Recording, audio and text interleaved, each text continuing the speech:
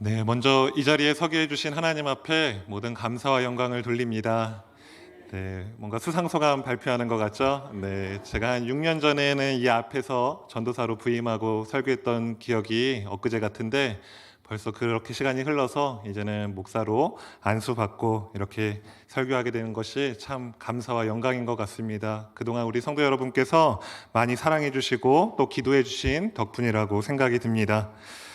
오늘 제게는 굉장히 특별한 날입니다. 이렇게 목사 안수받고 처음으로 설교를 하는 날이기도 하지만 오랫동안 제가 기도했던 기도 응답이 이루어진 날이기 때문입니다. 오늘 이 자리에는 제게 특별한 손님 두 분이 오셨습니다. 누구냐면 제 아버지와 장인어른이십니다. 예, 저희 아버지와 장인어른은 아직 하나님을 영접하시지는 않았습니다. 그런데 주변에서 아들이 목사가 됐는데, 사위가 목사가 됐는데 교회 안 다니면 되겠냐 이렇게 닥달에 못 이기셔서 오늘 이 자리까지 오셨습니다. 얼마나 감사하고 기적적인 일인지 모르겠습니다. 저희 아버지는 5남매 중에 장남이십니다. 그래서 몇 년 전까지만 해도 저희 집에서는 가족들이 모여서 매년 제사를 드렸습니다. 그런데 이제 제가 신학교를 가고 목회의 길을 걷게 되자 아버지께서 친척들에게 이제 아들이 목사가 될 것이니 이 제사를 그만 드리는 게 어떻겠냐 이렇게 제안을 하셨고 가족들도 다 그러기로 하였습니다. 너무 감사한 일이죠. 예. 또 네, 제 장인어른은 목사 사위는 절대 반대하셨던 분이셨습니다. 예. 이제 사위가 오면 주말에 놀러도 같이 가야 되고 그러는데 목사가 사위면 주말에 놀러 가지 못하지 않습니까? 그래서 목사 사위는 안 된다 하셨던 분인데 지금은 또 이 자리에 함께 해주고 계시고 가시는 곳마다 입이 아플 정도로 제 자랑을 그렇게 하시고 너무나 예뻐해주고 사랑해주고 계십니다. 저는 이렇게 저를 믿어주시고 또 응원해주시는 이 두 분 아버지께 언젠가는 꼭 이 복음을 전하고 싶다라는 소망이 있었습니다. 그런데 아시죠? 이 가족들한테 이 복음을 전하기가 더 쉽지 않다는 것을요. 그래서 기도할 때마다 하나님께 좀 그런 기회를 꼭 허락해달라고 기도해왔습니다. 바로 오늘 하나님께서 그 기도에 응답해 주셨습니다. 그래서 저는 오늘 다른 무엇보다 이 복음에 대해서 말씀드리려고 합니다. 우리 성도 여러분은 복음에 대해서 계속 들어왔기 때문에 잘 알고 계실지도 모르겠습니다. 그런데 이 복음은 아무리 강조해도 지나치지 않습니다. 아무리 반복해도 지나치지 않기에 오늘 한 번 더 이 복음에 대해서 말씀드리려고 합니다. 저는 두 분 아버지께서 이 복음을 들으시고 언젠가는 하나님을 영접하고 구원받으실 것을 믿어 의심치 않습니다. 사랑하는 우리 영광교회 성도 여러분께서도 오늘 전해지는 이 은혜의 복음을 통해서 우리 자신이 얼마나 큰 사랑을 받은 존재인지를 다시금 깊이 마음에 되새기시고 다시 복음으로 돌아가 주님을 향해 간절했던 그 마음을 회복하시는 은혜의 시간 되기를 주님의 이름으로 간절히 소망합니다. 먼저 사도행전 20장 24절에 보면 바울은 복음에 대해서 이렇게 이야기합니다. 내가 달려갈 길과 주 예수께 받은 사명 곧 하나님의 은혜의 복음을 증언하는 일을 마치려 하면은 나의 생명조차 조금도 귀한 것으로 여기지 아니하노라라고 말씀합니다. 바울은 이 복음을 가리켜서 하나님의 은혜의 복음이다라고 표현합니다. 즉, 이 복음은 하나님의 은혜를 말한다는 것입니다. 하나님이 우리에게 주시는 은혜를 담고 있는 것이 바로 이 복음입니다. 복음이 하는 중요한 일은 하나님의 은혜를 우리에게 가르치고 또 그분의 은혜를 우리가 누리게 하고 그분의 은혜 가운데로 우리를 데려가는 일을 합니다. 그렇게 이 복음의 핵심은 은혜라고도 말씀드릴 수 있습니다. 이 은혜가 어떠한 은혜인지 우리는 알아야 복음을 더 깊이 알 수 있고 복음의 능력을 가지고 살아갈 수가 있습니다. 이 은혜는 받을 자격이 없는 자들에게 거저 주시는 하나님의 사랑입니다. 그래서 이 은혜를 우리는 선물이라고도 말합니다. 그러나 우리가 살고 있는 이 세상은 이러한 은혜가 아니라 자격과 조건이라는 틀을 가지고 우리를 움직입니다. 사람들은 좋은 자격과 조건을 얻기 위해서 죽자고 공부하고 일합니다. 왜냐하면 이 좋은 자격과 조건을 구비해야지만 다른 사람들에게 인정을 받고 쓸모없는 사람이 되지 않기 때문입니다. 자격과 조건을 구비하는 제일 좋은 방법은 돈과 지위를 확보하는 것입니다. 그래서 우리는 돈과 지위를 얻기 위해서 많은 사람들이 자신의 인생 대부분을 허비하는 것을 보게 됩니다. 자녀들과 함께 지내는 것보다 나가서 조금이라도 더 많은 돈을 벌어오는 것이 당연한 인생살이라고 생각하고 그것이 자녀들을 사랑하는 방법이라고 생각하기도 합니다. 그러나 복음은 사람들에게 이러한 세상의 방식과는 다른 것을 보여줍니다. 하나님께서는 우리에게 좋은 것을 주시되 우리의 자격과 조건에 근거하여 주시지 않습니다. 우리가 예쁘기 때문에 훌륭한 사람이 될 가능성이 있기 때문에 구원해 놓으면 나중에 하나님께 도움이 될 것 같기 때문에 우리를 구원하시지 않는다는 사실입니다. 다시 말해서 이 하나님의 은혜는 우리가 가진 어떤 아름다움이나 가능성에 근거하지 않습니다. 즉 우리가 많은 자격과 조건을 구비했기 때문에 하나님이 우리를 선대하고 사랑하는 것이 아니라는 말씀입니다. 오직 그분의 넘치시는 사랑과 은혜 때문에 우리를 사랑하시고 우리의 모든 죄를 덮어주시고 우리를 의롭다고 해주시고 하나님의 가정 가운데 우리를 입양하셔서 하늘에 있는 것이나 땅에 있는 모든 부요와 아름다운 것을 우리에게 허락해 주십니다.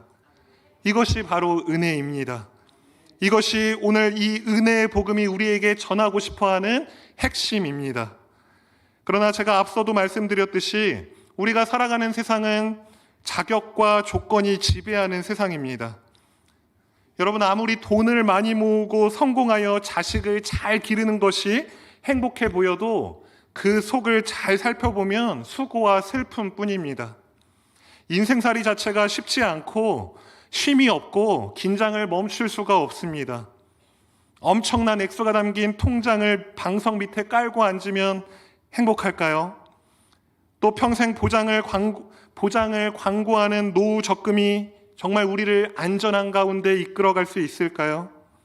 우리가 돈을 모아서 노후를 잘 준비하여 요양시설에 들어간다 할지라도 그곳에 자식이 오지 않는다면 그것이 무슨 소용이 있겠습니까? 또 우리의 몸이 병들면 그런 아무리 좋은 시설이 무슨 기쁨이 되겠습니까? 이처럼 조건과 자격이 지배하는 세상에서 우리는 이 하나님으로부터 오는 무조건적인 은혜, 이 은혜를 경험할 때 우리의 삶에 비로소 안식과 평안이 찾아옵니다. 우리의 안정과 보장은 그런 시설이나 사람에게서 오는 것이 아니라는 말씀입니다. 참된 안전과 보장, 평강은 하나님의 은혜로부터 옵니다. 하나님이 죄인인 우리의 자격이나 공로에 근거하지 않으시고 예수님의 그 죽으심 때문에 이 모든 선한 것을 주시는 분이라는 것을 알 때 우리는 참된 안식과 평강이 무엇인지를 진정으로 깨닫게 됩니다. 사람들이 애타게 목말라하는 안정과 보장은 하나님의 은혜를 알 때에 그 은혜의 결과로 우리에게 찾아오는 것입니다. 그렇다면 우리는 어떻게 이 은혜를 누리며 살아갈 수 있겠습니까? 하나님께서 세상의 방식과 다르게 우리를 자격이나 공로가 아닌 무조건적으로 사랑하시고 그로 인해 우리가 평강을 누릴 수 있다는 이 사실을 우리가 무엇을 통해서 확신하며 살 수 있겠습니까? 이 바울은 4절 말씀에서 그것에 대한 답을 줍니다. 4절 말씀에 그리스도께서 하나님 곧 우리 아버지의 뜻을 따라 이 악한 세대에서 우리를 건지시려고 우리 죄를 대속하기 위하여 자기 몸을 주셨다라고 말씀합니다. 사랑하는 성도 여러분, 이 기독교에서 말씀하는 은혜와 평강은 그냥 사람들 듣기 좋으라고 그냥 우리의 마음을 위로해 주기 위해서 하는 좋은 이야기 정도가 아닙니다. 이 은혜는 분명한 근원이 있습니다. 바로 예수님의 대속 사건입니다. 구주께서 이 땅에서 오셔서 삶을 사시고 고난당하시고 죽으시고 다시 살아나셔서 저 높은 곳에 오르신 그 예수님의 십자가와 부활 사건에 이 은혜와 평강의 사건이 기초로 하고 있다는 사실입니다. 기독교가 선포하는 은혜와 평강은 그저 사람들 듣기 좋은 교훈이 아니라 역사적 사건에 근거한 분명한 사실이라는 말씀입니다. 약 2000년 전에 이스라엘 땅에는 이 역사적 사건이 일어났습니다. 예수님께서 우리의 죄를 대속하시기 위해서 이 땅 가운데 내려오셔서 자기 몸을 주셨다는 사실입니다. 이 대속의 사전적 정의를 살펴보면 남의 죄를 대신하여서 당하거나 속죄한다라는 의미입니다. 예수님께서 십자가에서 죽으시고 자신의 몸을 드린 것은 자신의 죄 때문이 아니었습니다. 사람들의 죄를 대신 지고 죽음을 당하신 것입니다. 그 죽으심을 통해서 우리 죄가 용서되고 사해지며 이제 더 이상 우리 스스로 죄의 값을 치르거나 직접 형벌을 받을 필요가 없게 되어진 것입니다. 그분의 죽으심의 목적은 우리를 이 악한 세대로부터 건져주시는 것이었습니다. 여기서 이 건지다라는 단어는 단순히 어디로부터 무엇을 옮겨간다는 그 장소적 의미가 아닙니다. 어떤 힘의 영역으로부터 우리를 옮겨지는 것을 의미합니다.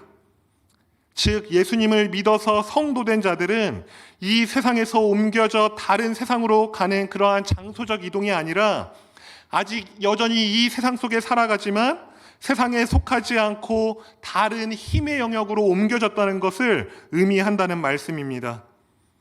외면상으로 볼 때는 우리는 여전히 동일한 세상 속에 살아가고 있고 여전히 죄와 힘겨운 싸움을 하고 있지만 우리가 충성을 바쳐야 할 대상과 우리의 소속이 이미 달라졌다는 이야기입니다.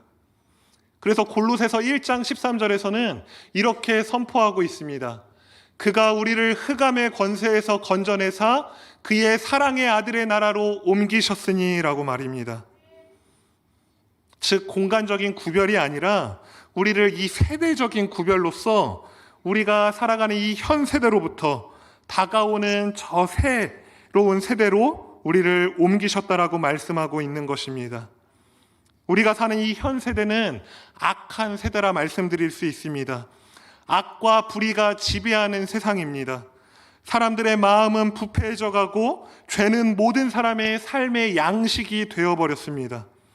악한 생각, 죄의 방식, 무서운 분노와 음란, 무시무시한 죄가 일상화가 될 정도로 이 죄가 만연한 세대가 오늘날 우리가 살아가고 있는 세대입니다. 이는 마귀가 공중 권세를 잡고 이 세상을 지배하고 있기 때문에 그러한 것이죠. 성경이 말하는 구원은 이러한 죄의 비극성과 악한 세대로부터 우리를 구원하였다라는 말씀입니다. 주님은 우리를 이 죄 가운데에서 악한 세대 가운데에서 자신의 몸을 내어주시면서까지 우리를 건져주셨습니다. 우리는 본래 이 죄에 저항할 수 없었던 존재였습니다. 무기력하게 이 죄에 빠져서 살아가야 되는 존재가 바로 우리 존재였습니다. 그렇게 죄의 종노릇하던 우리를 건져내어서 하나님을 위한 선한 일에 열심을 낼 수 있는 하나님의 백성이 되게 하셨습니다.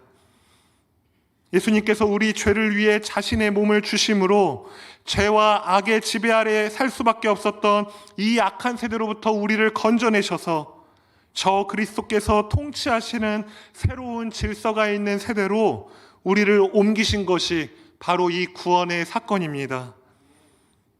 그러므로 모든 죄인인 우리는 오직 믿음으로, 오직 은혜로만 이 구원을 얻을 수 있으며 이 구원에는 우리의 힘으로 공로로 더할 것이 없다는 것이 기독교가 가르치는 구원인 것입니다.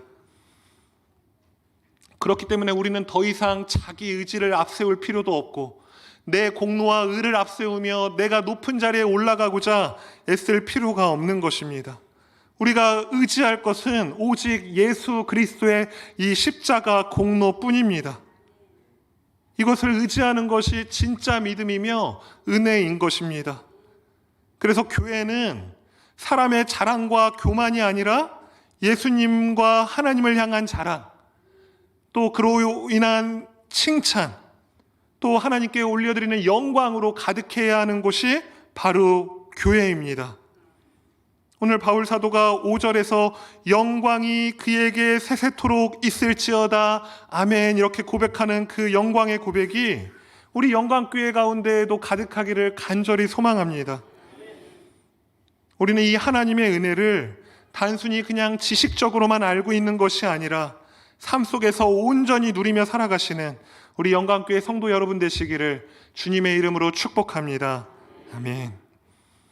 이어서 6절 말씀에서는 이러한 말씀이 나옵니다. 바울 사도가 그리스도의 은혜로 너희를 부르신 이를 이같이 속히 떠나 다른 복음을 따르는 것을 내가 이상하게 여기노라 라고 말씀합니다. 여기서 이 이상하게 여긴다라는 말은 놀랍다, 반대한다, 실망한다, 책망하고 꾸짖다라는 뜻이 있습니다. 즉 바울이 그냥 이 갈라디아 교회 성도들의 상태를 보고 그냥 아이고 놀랍다 이렇게 이야기하고 있는 게 아니라 어찌하여 이런 일이 있는 것이냐, 그들을 꾸짖고 책망하고 있는 표현인 것입니다. 왜 바울 사도는 지금 갈라디아 교회 성도들을 책망하고 있는 것일까요? 그 이유에 대해서 성도들이 그리스도의 은혜에서 속히 떠나 다른 복음을 따르고 있기 때문이다라고 이렇게 이야기합니다. 여기서 이 떠났다라는 말은 충성을 바꾼다는 뜻으로 군사적이고 정치적인 용어입니다. 즉 쉽게 말씀드리면 이 군인이 근무지를 이탈하여서 탈영할 때 썼던 단어가 이 떠나라는 단어입니다.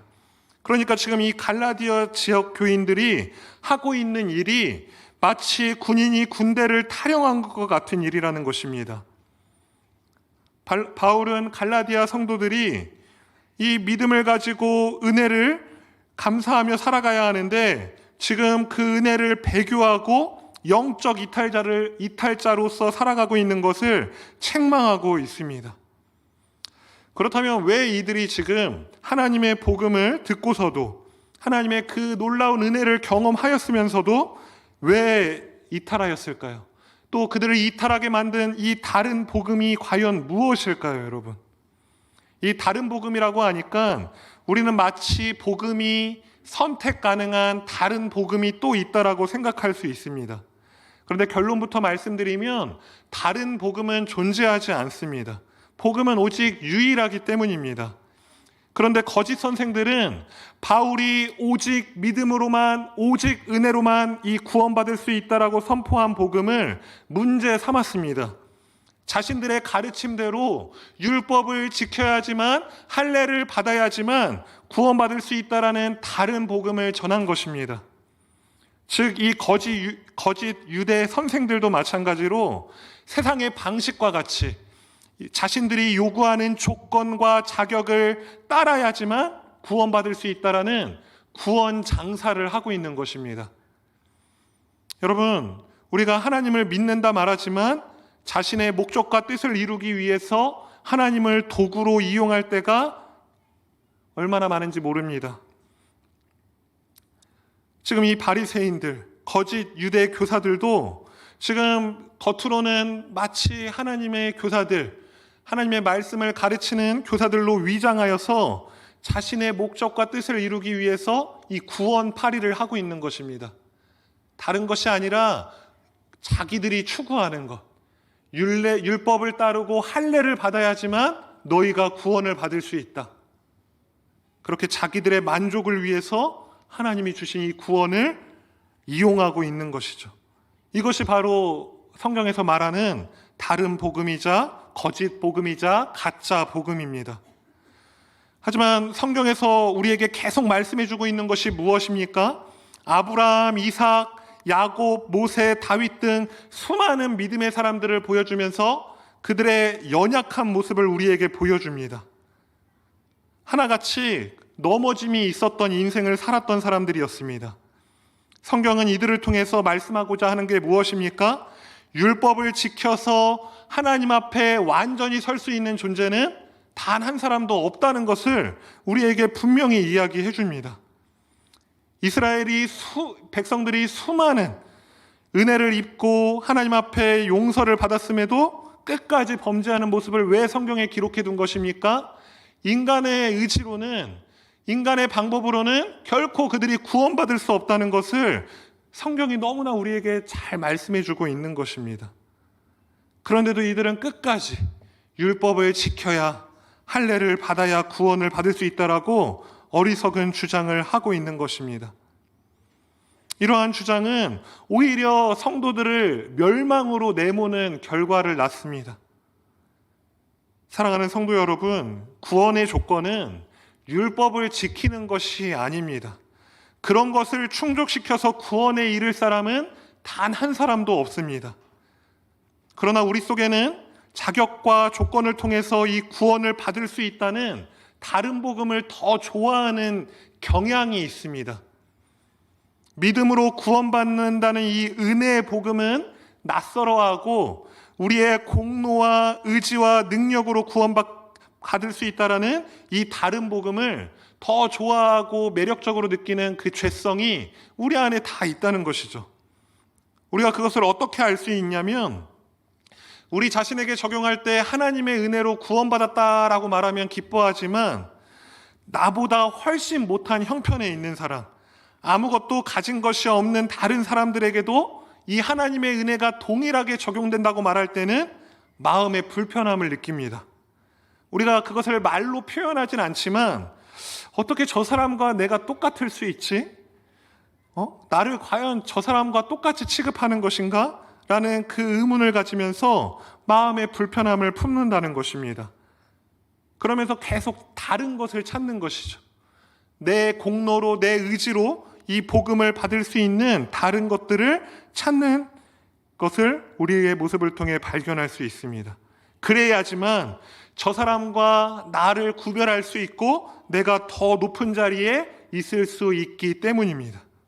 그래서 사람들은 이 땅에서 만날 수 있는 다른 복음들, 내 공로와 의지를 통해 얻을 수 있는 그 우리 귀에 달콤하게 들리는 매력적인 다른 복음을 더 선호하고 환영하게 되는 것입니다. 그것으로 자기 마음을 충족시킵니다. 내가 어떻게 저들과 같을 수 있는가? 저런 사람과 나를 똑같이 취급하는 것은 불공평한 일이지 라고 생각하기 때문에 다른 복음에 더 기쁨을 느끼는 것입니다. 이러한 자들에게 사도 바울은 분명하게 일침을 가합니다. 7절부터 9절까지의 말씀해 보시면 바울 사도가 계속 반복해서 이렇게 말씀합니다. 다른 복음은 없나니.